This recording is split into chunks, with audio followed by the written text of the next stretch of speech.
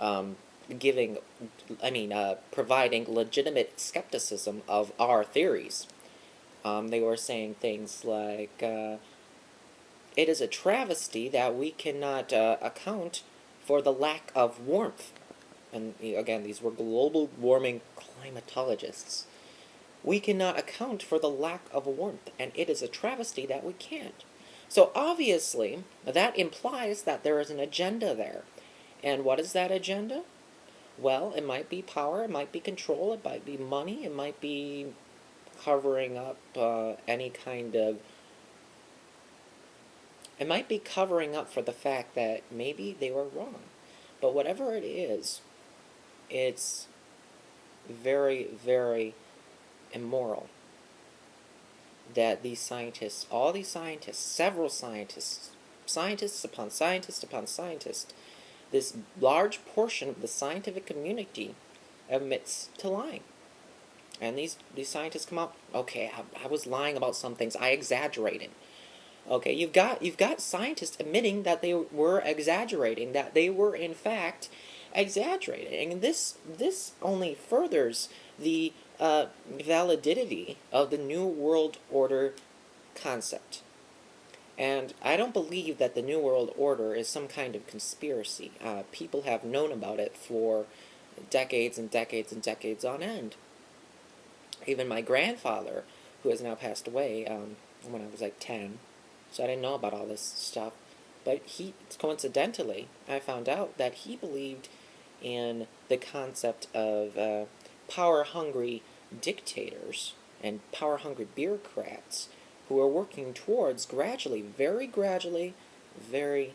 slowly, towards a new world order, which is basically a one-world government. And now that sounds kooky. That sounds like a kooky conspiracy theory. And if people always go, oh, that's like Alex Jones and all that stuff. But really, it's not a conspiracy. I personally am not a 9/11 truther. I do not believe that 9/11 was an inside job or anything like that. But I do believe very much so that there is a new world order, that there is a large portion of bureaucratic leaders in our all over the world, and especially in the Federal Reserve, who seek to implement a system of one world government, planetary systems of law. And it's reasonable to me, because here's the thing: people have been trying to take over the world since the dawn of man. Napoleon tried to take over the world. Hitler tried to take over the world. Mussolini tried to take over the world. In the early 1900s, there was a fascist takeover of many countries, and it kept spreading and spreading and spreading and spreading, and then it was destroyed.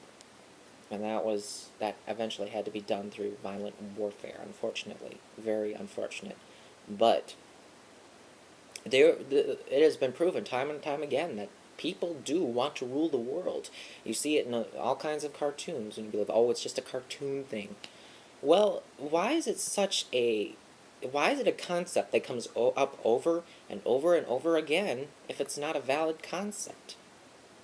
Why would people think, hey, if people think, hey, this character could take over the world, this character wants to rule the world, do you think there would actually not be people in this world who want to rule it? And I believe that there is a large portion of people that want to rule the world. When you gain power, oftentimes, I can admit, oftentimes you want to gain more power. And because it's just a rush of,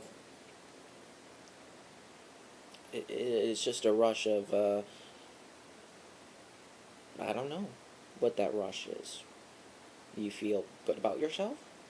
You might even think that someday you're going to save mankind with your ideology that you instill upon the masses. Basically, what these politicians think is that they're superior to every individual in the United States of America.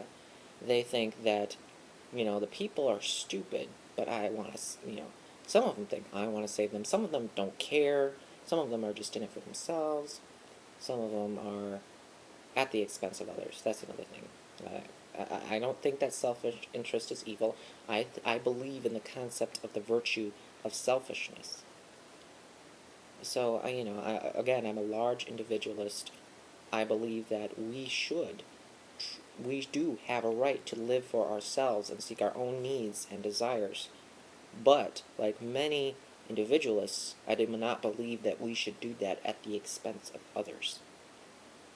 So what these politicians think is that they're going to save mankind. Some of them. Some of them are just, they don't care.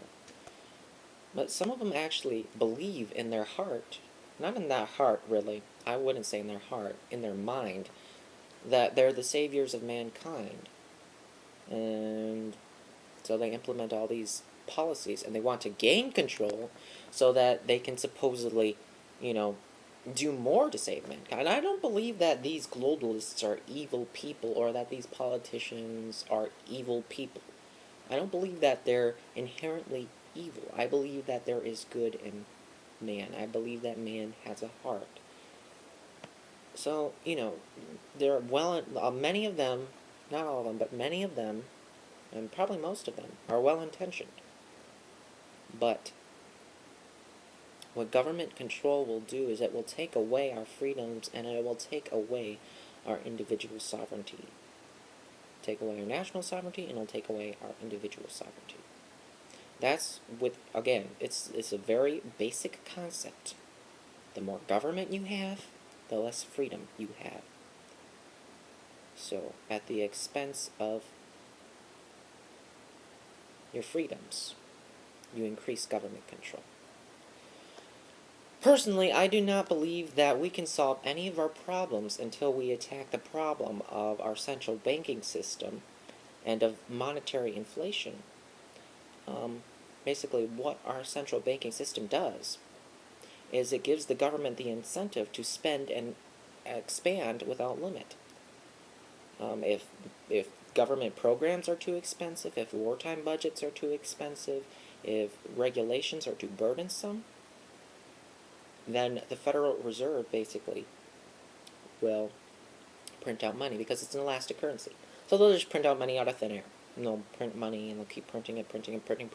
What that causes is rapid inflation, a rapid inflation rate, and eventually it will result in very high hyperinflation. And what happens when you increase the money supply? They'll distract you by thinking inflation is a rise in prices. That's part of it. And a rise in the cost of living. That's part of it. That's just part of it. You got to focus on this. Inflation is an increase in the money supply, and it causes those things. It causes the rising cost in living. It causes rising prices. It causes wages to come down. It causes it makes it more expensive for businesses to hire people and employers to hire people. And it provides less jobs and opportunity. Monetary inflation causes a lot of things. And in my personal opinion, monetary inflation is the leading cause of poverty today. If we do not attack the problem of monetary policy, our elastic currency, and the central banking system, then we will perpetuate the problem further and further and further. So eventually we have to tone down the central bank. We have to tone down our inflation. We have to tone down our elastic currency. And one way we can do that, one day we can tone those things down.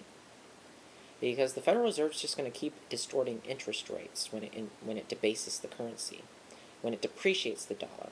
Again, when you increase the money supply, it depreciates the dollar. You get less bang for your buck. And basically it makes it more expensive to live. So basically inflation is a tax on the middle class and the poor and some of the rich, because it's starting to expand into that area. But the richest of the rich, that very small percentage of the population, is basically